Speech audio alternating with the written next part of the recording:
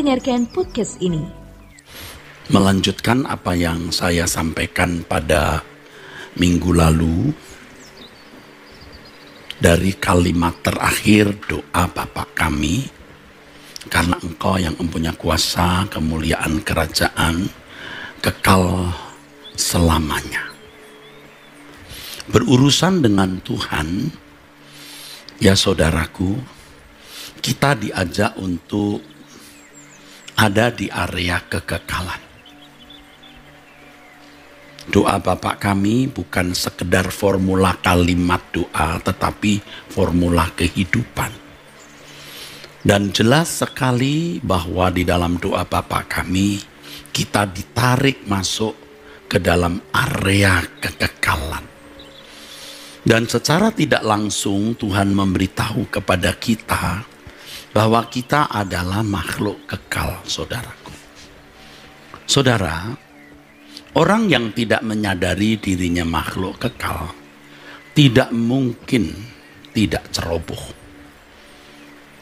Kalau hanya pengetahuan di dalam pikiran tetapi tidak menghayatinya dengan segenap jiwa, dengan segenap hati, hidupnya pasti ceroboh. Jatuh-jatuh pada filsafat atau filosofi hewan. Mari makan dan minum sebab besok kita mati. Itu filosofinya, saudara.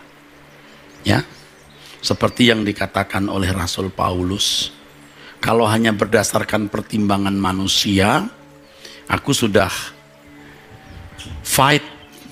bertarung melawan binatang buas di Efesus. Itu sebenarnya bisa merupakan figuratif.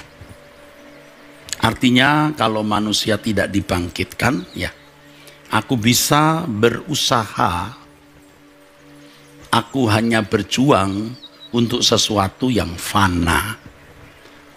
Kalau manusia tidak dibangkitkan. Demikian kata Rasul Paulus oleh ilham roh. Menghayati kekekalan itu penting, saudara. Prinsip.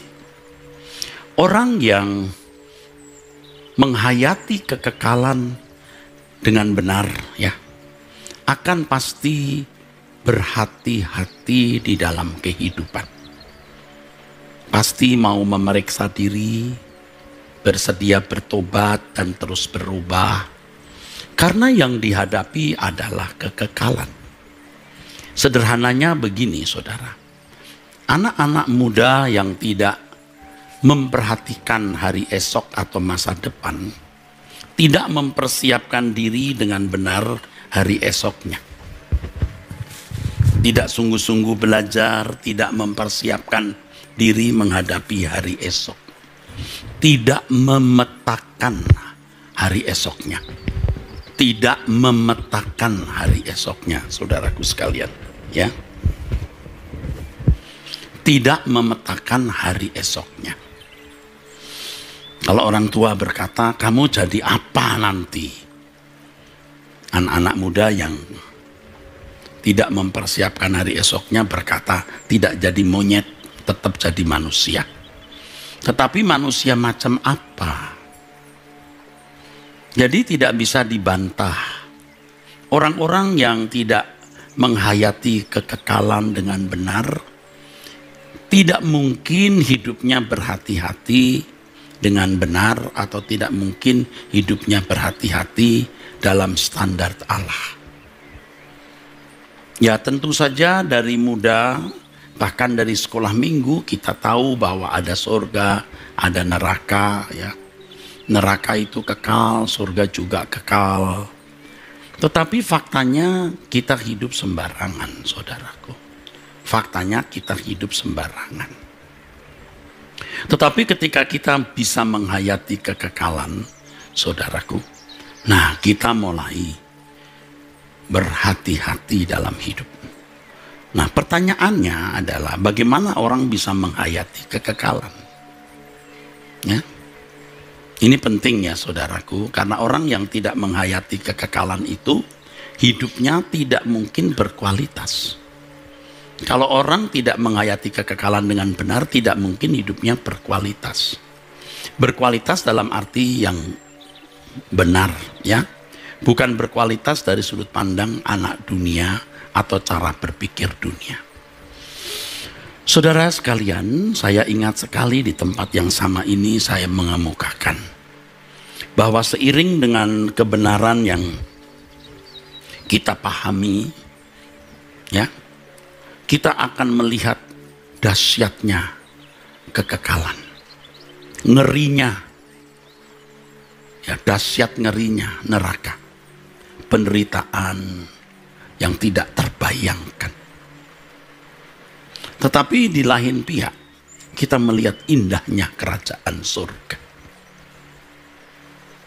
Makanya saudaraku, kebenaran yang kita pelajari, kita terima, kita asup, harus kebenaran yang mengubah.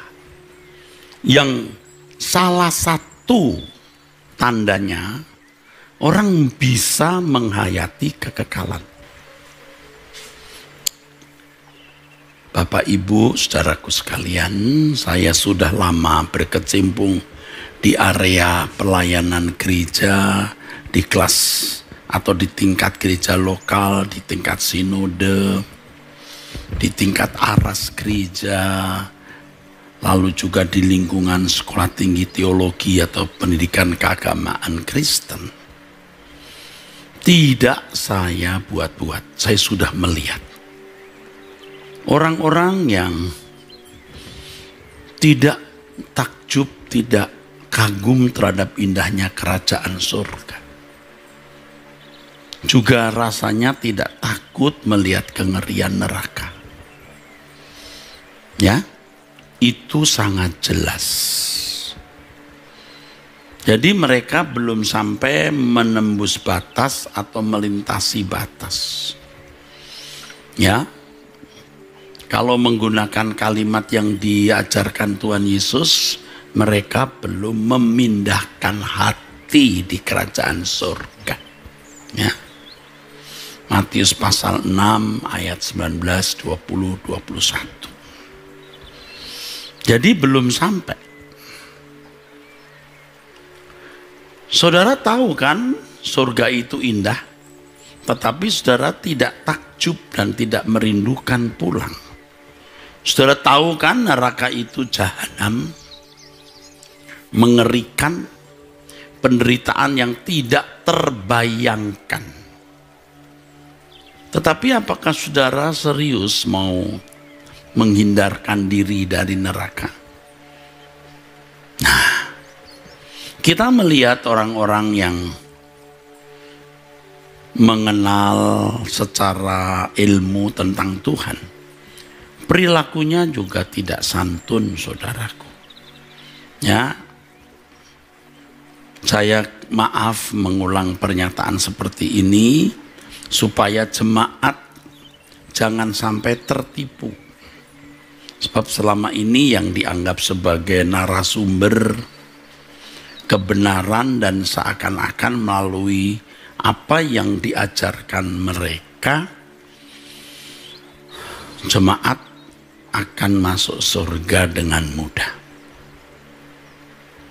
Tidak ada jalan mudah ke surga, saudara. Dan kalau saudara benar-benar mendengar kebenaran, cirinya, tandanya ini, saudara bisa menghayati kekekalan. Saya tidak mengatakan bahwa pembicara-pembicara itu semua sesat atau tidak benar. Tentu itu ceroboh bicara begitu, bahkan jahat, saudara, ya. Tuhan pasti memakai orang-orang yang berbicara mengenai Tuhan atau teologi atau doktrin atau pengajaran yang benar, yang sebagai tandanya orang bisa menghayati kekekalan. Saya sudah menyampaikan hal ini. Kalau suatu saat nanti di kekekalan, saudara-saudara bisa membuktikan kebenaran ini, saudara tidak mempersalahkan saya. Jangan berkata saya tidak tahu hal itu. Sekarang saya beritahu. Kalau yang saya ajarkan melalui Truth ID ini tidak membuat saudara menghayati kekekalan, nah saudara juga jangan dengar saya lagi. Saudara cari pendeta yang membuat saudara menjadi rohani. Ya, kalau menghayati kekekalan itu menjadi lebih hati-hati. Ya, hidup menjadi kudus saudaraku, ya. Dalam doa pagi tadi saya mengemukakan ya satu hal. Saya pernah bertemu dengan seorang teknisi pesawat terbang atau mantan. Dia memang seorang doktor. Ia berkata bahwa seorang teknisi pesawat terbang itu harus jenius, sangat cerdas, jenius, dan memiliki ketelitian yang tinggi. Sebab satu skrup tidak kuat, wah itu bisa berdampak fatal, saudara. Pesawat terbang, saudara, ya harus terjamin keamanannya.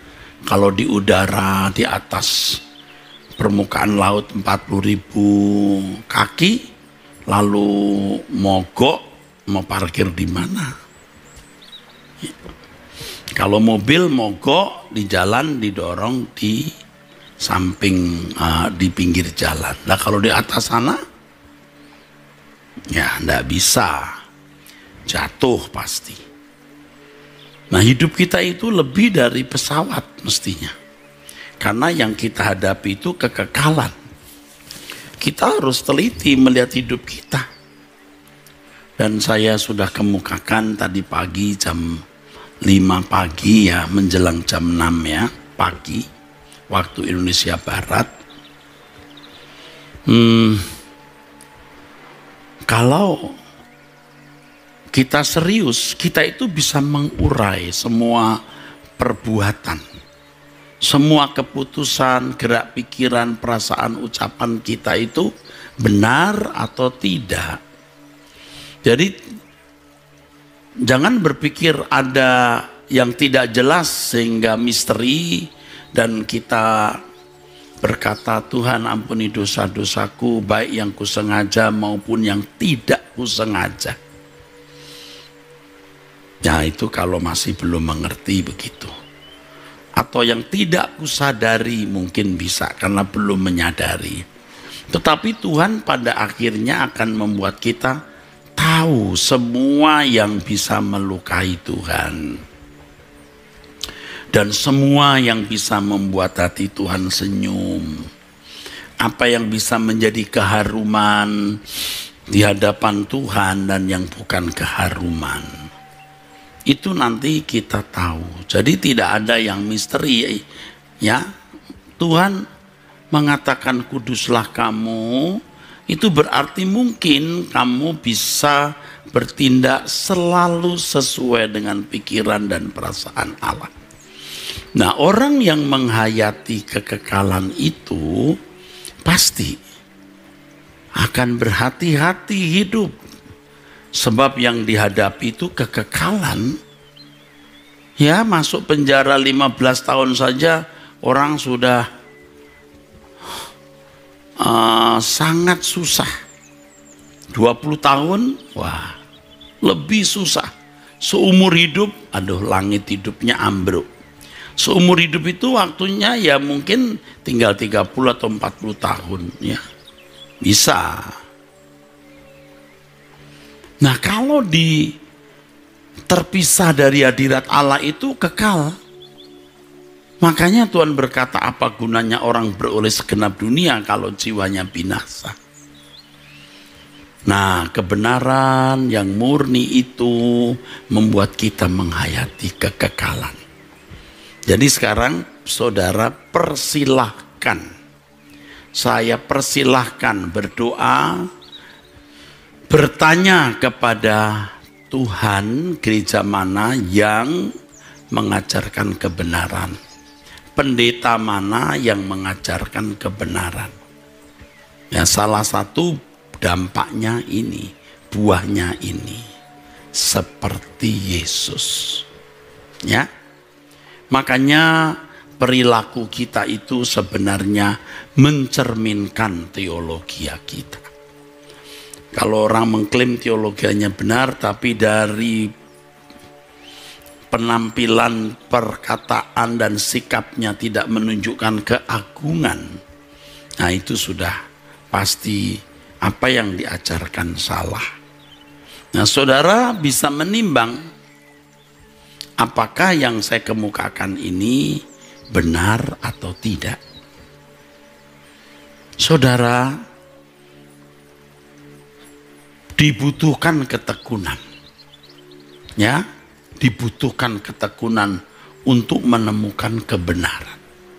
Nah, ada satu hal yang penting yang saudara harus tahu ya, tapi ini lumayan ironis ya saudara. Ironis. Saya tidak mengada-ada. Ini saya temukan di dalam hidup. Nah, saudara boleh percaya, boleh tidak ya. Orang kalau sudah merasa memiliki pengetahuan, itu tidak mau belajar kebenaran yang dari Tuhan. Orang merasa memiliki pengetahuan, biasanya dari buku ya, melalui pendidikan formal ya. Itu tidak merasa perlu mendengar kebenaran dari Tuhan. Ini ironis dan celaka sekali, saudara. Celaka. Ya. Celaka sekali ini, saudara. Karena mereka merasa bahwa dari buku-buku itu mereka sudah mendapatkan kebenaran. Saudara, saya tidak menutup kemungkinan dari buku seseorang bisa mendapatkan kebenaran. Tetapi kalau pendidikan formal biasanya apa yang dipelajari itu apa yang sudah ada di dalam buku-buku sebelumnya. Dan kalau kita melihat grafik kemerosotan kekristenan hari ini begitu parah, dimulai dari Eropa, walaupun di sana banyak doktor teologi, bahkan profesor teologi, apakah profesor perjanjian baru, profesor bahasa asli Alkitab dan lain-lain. Saudara, berarti warisan pengetahuan ini tidak cukup mendongkrak, mengangkat mahasiswa untuk menjadi orang-orang yang mengenal kebenaran. Ingat, kebenaran itu terkait dengan pencerahan pikiran untuk menghayati kekekalan. Kenapa saya bicara begini? Karena orang-orang ini biasanya yang mendapat legalitas untuk berdiri di mimbar. Kalau mereka tidak menghayati kekekalan, apa yang dikhotbahkan pada umumnya juga transfer knowledge, dalam hal ini teologi. Jadi beginilah yang kita saksikan hari ini. Orang-orang Kristen yang hidup wajar seperti manusia lain. Apakah Pak Eras bermaksud untuk supaya kita tidak mempercayai para pembicara? Tentu tidak. Dari tadi saya sudah bicara.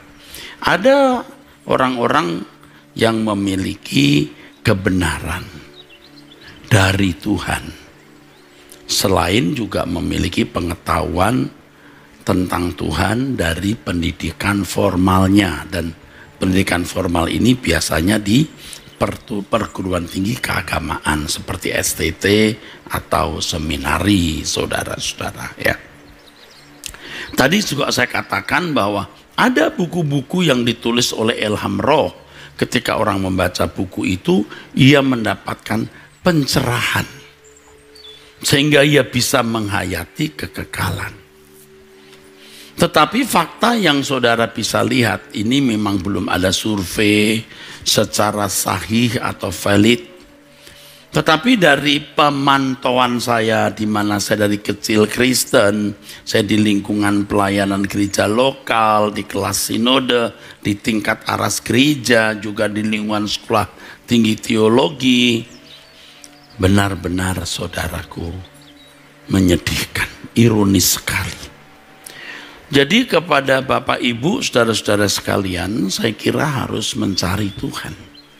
Kalau para teolog sudah sarjana, magister, doktor, tidak perlu merasa memiliki mentor karena sudah hebat. Langsunglah cari Tuhan dan mendengar suaranya. Ya, biasanya kalau sudah doktor, sudah magister, dia tidak perlu mentor biasanya. Ya, biasanya tidak perlu mentor. Kalaupun pernah punya bapak rohani, sekarang dia memandang bapak rohaninya sudah satu level. Kalau perlu dicari-cari kurang salahnya, supaya dia bisa panjat sosial atau bisa naik pamornya. Dan itu terjadi dari dulu di mana-mana, dari dulu. Benar-benar dari dulu. Saya perhatikan waktu saya masih menjadi dosen di satu perguruan tinggi keagamaan juga. Jadi kalau ada dosen lagi mau panjat sosial, mau angkat diri, itu dia mesti menyerang seniornya. Dia mengkotak-katik ya, doktrin pengajaran seniornya. Supaya dia naik. Dia sekarang sudah sejajar dengan seniornya. Oh, tidak salah, sejajar bahkan lebih juga bisa. Tapi dasarnya, motifnya jangan kita gila hormat. Nah, kalau orang mengenal kebenaran, saudaraku, itu perilakunya beda, kesantunannya beda, saudaraku. Ya, ini saya perlu singgung karena saya sudah melihat hal ini, walaupun sebenarnya hati kecil saya atau hati besar saya juga sudah berpikir jangan nyerang-nyerang teolog lah, nanti banyak musuhnya loh. Tetapi karena kemerosotan gereja ini, karena para teolog, saya harus menyampaikan, bukan semua teolog itu salah, sebab tanpa disadari dalam kekristenan telah terbangun sebuah kotak atau ruangan. Kalau mau mengenal Tuhan, masuk ruangan itu, namanya ruangan ilmu tentang Tuhan atau teologi. Kalau memahami ilmu tentang Tuhan atau teologi, bisa mendekat Tuhan, bisa selamat, bisa jadi Kristen yang benar. Jadi Tuhan disandera oleh kotak itu. Ya? Saya bukan anti teologi. Nah, kalau kotak tersebut terbukti tidak bisa menyelamatkan Eropa, tidak bisa menyelamatkan jemaat hari ini, coba saudaraku, coba lihat bagaimana ini. Nah, ini kita mesti memerlukan kebenaran yang mengalir dari Allah yang masih hidup, tetap hidup dan tidak akan pernah mati. Allah yang nyata. Makanya saya ajak Anda mempertimbangkan, temui Allahmu. Tidak semua teolog salah, tidak semua buku salah. Oh ya, tetapi temui Allahmu untuk mengenal kebenaran yang dibutuhkan pada masa kita hari ini. Dalam dinamika hidup yang sekarang ini berbeda dengan dinamika hidup 400-500 tahun yang lalu kok. Allah masih bekerja. Sebenarnya kan kekristenan pada dasarnya seperti kehadiran Yahweh yang menebus Israel dari Mesir dan membawanya ke Kanaan. Kita ditebus dari dunia ini dan dibawa ke langit baru, bumi baru. Kalau ternyata planet yang kita huni ini tidak menjanjikan kehidupan yang sejahtera, bahkan makin hari makin mencemaskan, maka kita harus menatap dunia di mana Tuhan Yesus menjanjikan hendak membawa kita ke sana. Dan tulisan Paulus itu penuh dengan pernyataan-pernyataan yang memuat kerinduannya untuk pulang ke surga. Itu standar kemuliaan yang akan diperoleh orang percaya, ya saudaraku, melebihi dari penderitaan yang dialami. Roma 8 ayat 18, Kolose 3 ayat 1 sampai 3, dan banyak lagi ayat yang menunjukkan bahwa memang kita harus merindukan kerajaan Allah. Filipi 3 ayat 24, bahwa kewargaan kita ada di dalam surga. Saudaraku, di sini kan kita harus menghayati kekekalan. Jadi surga itu bukan realitas jauh, dia realitas yang hadir di dalam hidup kita. Karenanya dalam doa Bapa kami terdapat kalimat, datanglah kerajaanmu. Datanglah kerajaanmu, menghadirkan pemerintahan Allah. Jadi saudara, menanggapi seruan ini, saudara, kita harus mempersiapkan diri untuk menyambut kedatangan Tuhan. Nah, sekarang saya sebagai penganjur suara kebenaran, sebagai penganjur untuk menghayati kekekalan, saya sendiri dituntut untuk bisa menghayati lebih dari orang lain. Dan kalau saya tidak melakukannya, saya benar-benar munafik. Saya menipu diri saya sendiri, menipu saudara, dan saya mau mencoba menipu Tuhan. Ya, saya tidak mau, saudara. Maka saya memaksa diri.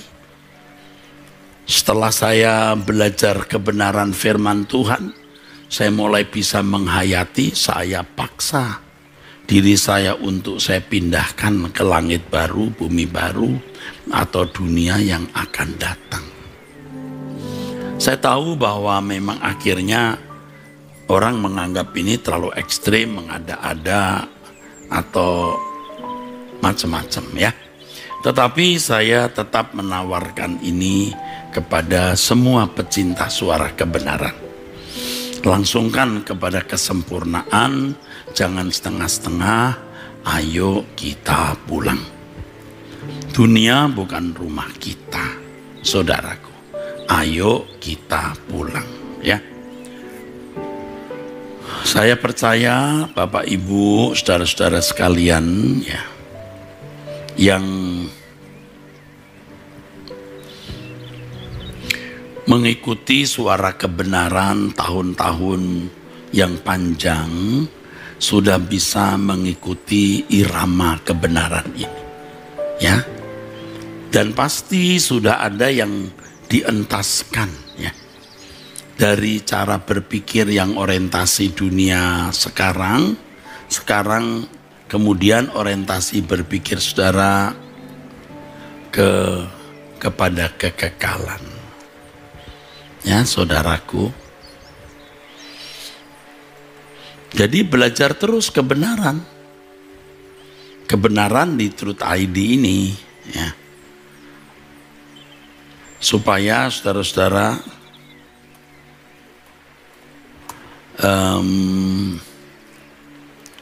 supaya saudara-saudara benar-benar bisa ini dibawa ke langit baru, bumi baru. Khotbah-khotbah saya pasti akan terus menyentuh hal ini, pasti. Makanya pilar dari gereja suara kebenaran Injil, yang pertama kesucian hidup, 2 langit baru, bumi baru, 3 memaksimalkan potensi untuk sepenuhnya diabdikan kepada Tuhan. Hidup bertanggung jawab, jaga pola makan, pola hidup yang baik, bekerja keras, jangan hanya mengharapkan dan menuntut mujizat, tetapi harus bekerja keras, saudaraku. Dan saya mulai menyadari bahwa tidak semua gereja GSKI sanggup, karena banyak yang baru juga, sehingga tidak mampu ya saudaraku mengikuti kebenaran seperti ini ya. Karena tidak mampu ya, Mungkin perlu mengundang pembicara lain yang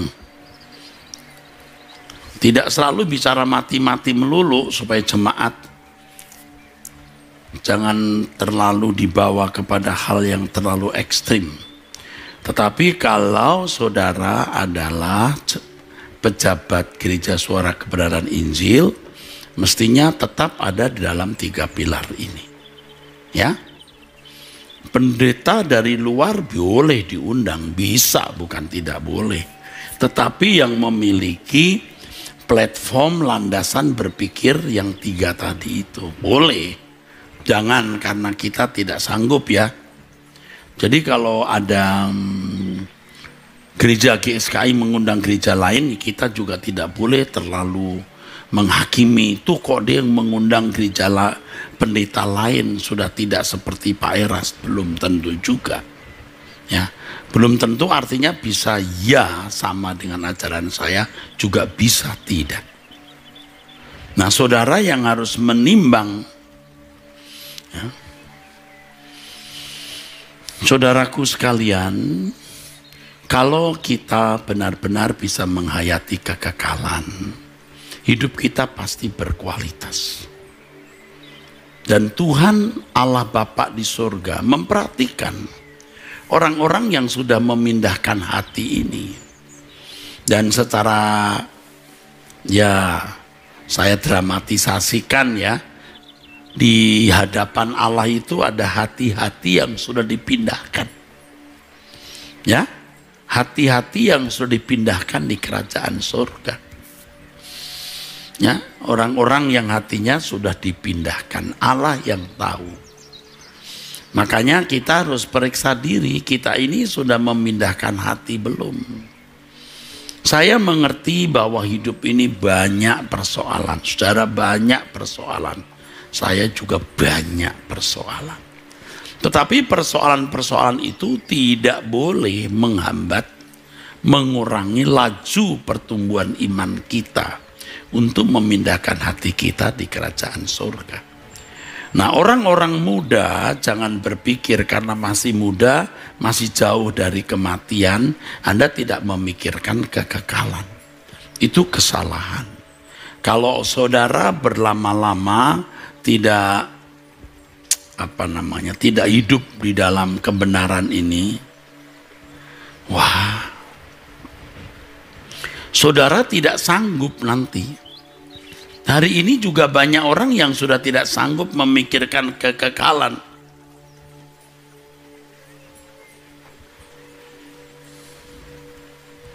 Nanti kalau sudah lihat orang meninggal, apalagi yang meninggal itu keluarganya, baru nyet gitu. Nyet, aduh, kok begini hidup ya, nyet gitu. Tapi nyetnya sebentar. Seminggu, 2 minggu, sebulan, 3 bulan dia lupa lagi.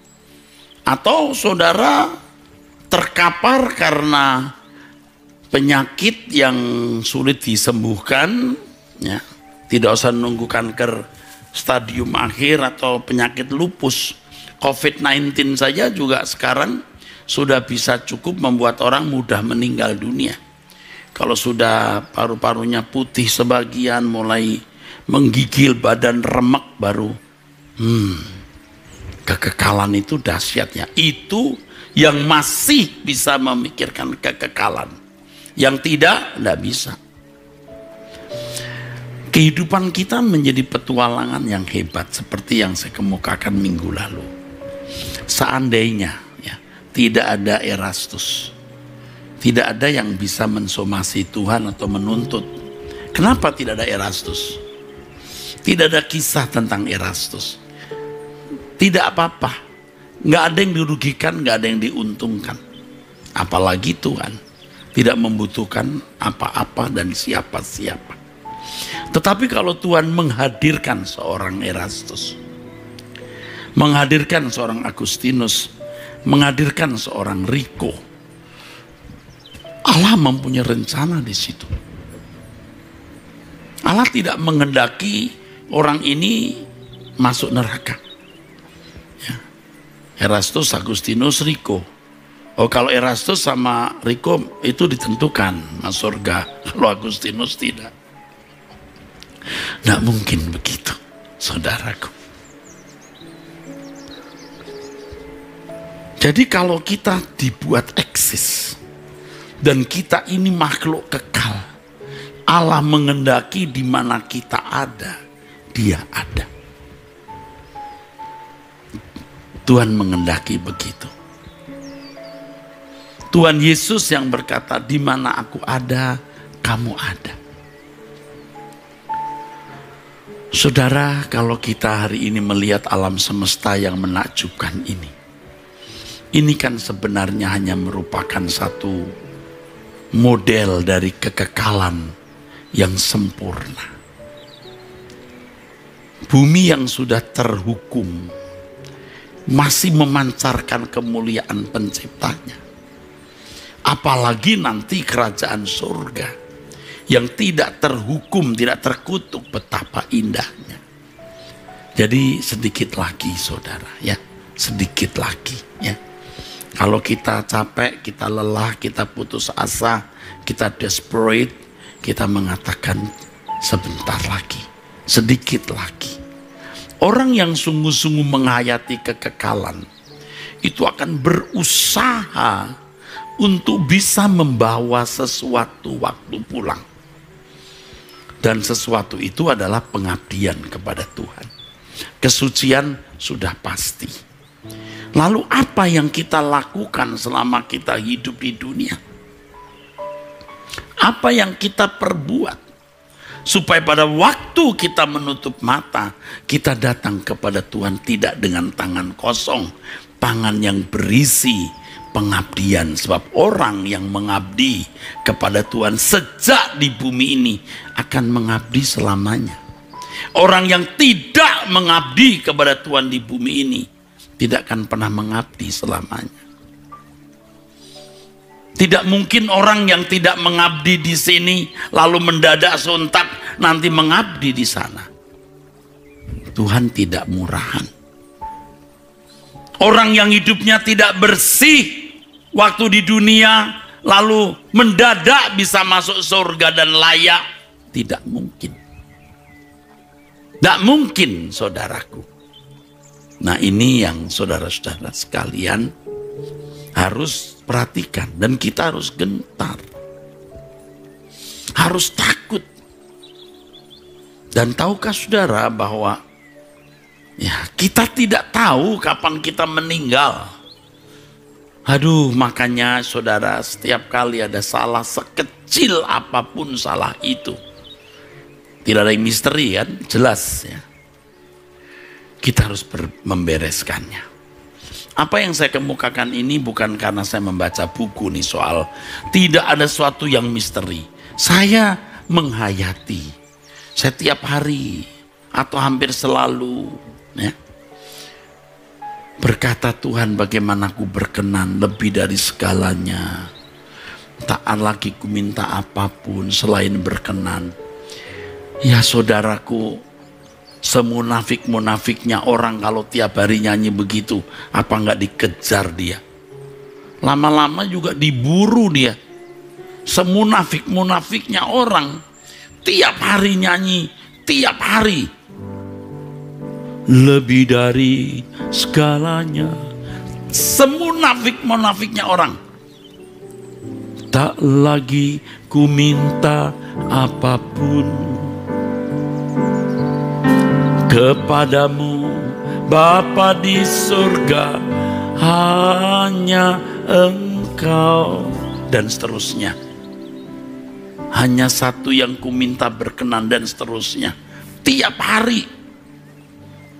Kalau doa pagi itu mesti keselip itu lagu-lagu semacam ini. Nah, orang yang picik berkata, Erastus mau ke surga dengan usahanya sendiri. Nggak tahu dia. Yesus mati di kayu saliblah yang membuat kita bisa dibenarkan. Tetapi orang yang dibenarkan belum benar-benar sudah benar loh. Harus sungguh-sungguh berusaha untuk hidup berkenan kepada Tuhan. Semunafik-munafiknya orang ketahuan juga nanti orang ini serius nggak. Nih kalau saudara mau dengar apa adanya nih, saya terus terang, nanti orang juga bisa meniru-niru. Saya berkata begini, saya mau bunuh diri. Bunuh diri artinya mematikan semua keinginan daging, semua cita-cita. Seakan-akan saya Erastus lama sudah tidak ada lagi. Tiap hari itu begitu, harus kubunuh manusia lamaku. Hari ini harus lebih baik dari kemarin, besok harus lebih baik dari hari ini. Itu perjuangan, saudaraku sekalian. Nah, semunafik-munafiknya orang kalau tiap hari begini, jebol juga saudara. Mau tidak mau. Apalagi khotbahnya tiap hari terus soal kesucian, kekekalan. Nah, orang di sekitar kita kan sebodoh-bodohnya orang nggak akan tidak tahu. Apalagi di sekitar saya bukan orang-orang bodoh. Walaupun ada orang berkata, ya dekat Pak Eras nurut saja dia. Ya nanti di surga saja kita buka-bukaan. Yang you ngomong itu bener nggak? Nah kita nggak usah bantah-bantah. Ya, nggak bermartabat. Kita itu berkompetisi itu nanti di kekekalan, saudara. Ya, di kekekalan baru, saudara. Jadi kalau pagi hari bangun itu tiap kali bangun yang kita ingat Tuhan dulu. Tuhan, bener. Tuhan, aku memilih Engkau. Itu kalimat yang sering saya ucapkan. Aku memilih Engkau. Tuhan, aku memilih pulang ke surga. Itu. Nah, semunafik-munafiknya orang tiap hari begitu. Kentir juga, saudara. Hanyut juga yang tadi saya katakan. Saya paksa diri saya untuk itu. Sebab kalau saya tidak sampai hanyut benar, bagaimana saya mengajak orang lain? Spirit gairah untuk pulang ke surga, untuk hidup suci tidak mungkin bisa memancar kalau saya tidak serius memperkarakan hal ini. Tidak mungkin, saudara. Jangan nunggu punya saudara, keluarga, atau orang dekatmu, orang tua, anak, pasangan hidupmu meninggal baru lihat tragisnya hidup. Hidup ini tragis. Tapi kita masih punya kesempatan bersama-sama. Bersama-sama nanti di langit baru bumi baru